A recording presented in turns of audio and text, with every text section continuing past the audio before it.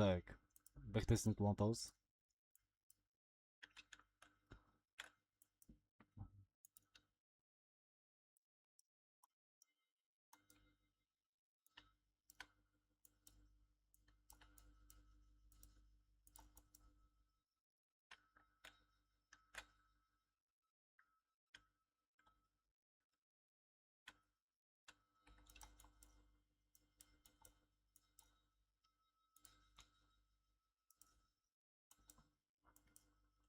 Биздики азыр в данный момент тренд пока что нисходящий. Ылдыйкы ликнестер сыймайт экен, тоо турда барышы мүмкүн. Биз стурага үстүңкү ашайдын фракталдын синтиясы менен продажага иштегенге аракет кылабыз. Так, американский сессияны көрүп турган болсок, бул жактан агрессивно уже рынок разворот алып жатат. Бул жактан продажага байкасак болот рынокты. Бирок буга чейин H4 фрактал снятия болгонуна байланыштуу биз азыр пока рисковать этпейбиз. Бул жерден H1 фрактал ылдыйкы минимальный база снятия болду. Азиядан реакция көрсөк болот.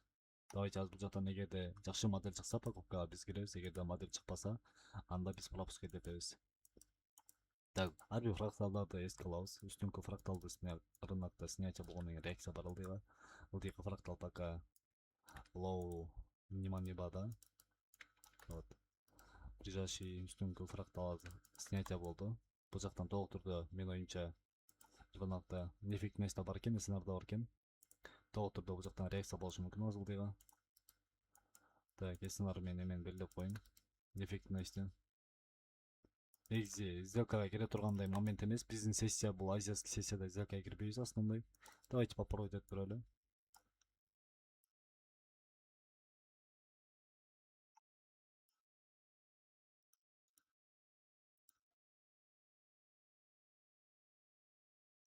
Бул жактан азыр байкай турган болсок, биздин сетап иштеп берди, бирок иштеп бергенде уже тек профитке жете элек пока. Биз азыр без зубы так коебуз сделкабызды, эмнеге дегенде уже биздики ПДЛ дневной минимальный балл уже снятие болгон, ошого байланыштуу рынокто любой жерден уже разворот алып кетиши мүмкүн. Үстүңкү ликвидность азайткени. Бул жактан биздики уже рынок тек профит менен жабылды, аябай сонун. Бул сделканын логикасы дагы бир сыйра түшүндүрүп айтып берейин. Так, биздики H1 фрактал снятие болгон биринчи. Жана ошондой эле H1 эффективность бар болчу. Эгерде H4-ни карай турган болсок, рынокто эмне бар экен?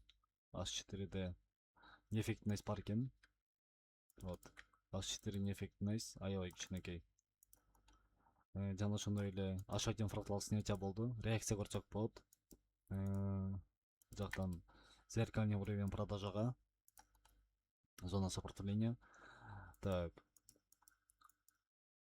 Эми бул жерде М15 менен основной карайсыздар, рынокто эмне болуп жатканын ситуацияны жана айтып кеткендей эле, бул жакта рынокто СНР бар болчу. СНР болду рынокто. СНР полностью отрабатывать этип берди биздики.